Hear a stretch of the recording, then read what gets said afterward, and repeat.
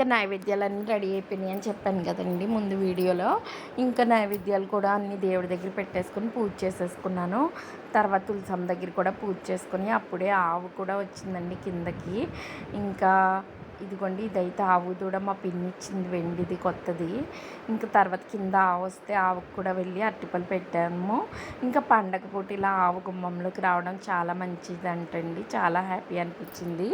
ఇంకా తర్వాత అయితే తాంబూలాలు కూడా ఇచ్చేసాను. ఇంకా మెయిన్ ఇంపార్టెంట్ తాంబూలంలో శనగలు కూడా పెట్టేసుకుని ఇంకా అన్నీ ఇలాగా మనకు తోచినంత ఏదో ఒక పళ్ళు పెట్టుకుని ఇలా బ్లౌజ్ పీస్ ఇంకా గాజులు ఇవన్నీ పెట్టి ఫ్లవర్ ఇంకా వక్క అలాగే ₹1 కాయిన్ కానీ ₹2 కాయిన్ కనుక పెట్టేసుకొని ఇంకా ఇలాగ తాంబూలం కూడా ఇచ్చేసి ఇంకా తర్వాత ఫ్రెండ్ తాంబూలాన్ని పిలిస్తే వెళ్ళి వచ్చి ఇంకా నేను కూడా భోంచేసేసానండి. తర్వాత ఈవినింగ్ అయితే ఇలా మళ్ళీ పూజ చేసుకుని గుడికి అయితే వెళ్ళొచ్చాం. శ్రీశైలం ప్రసాదం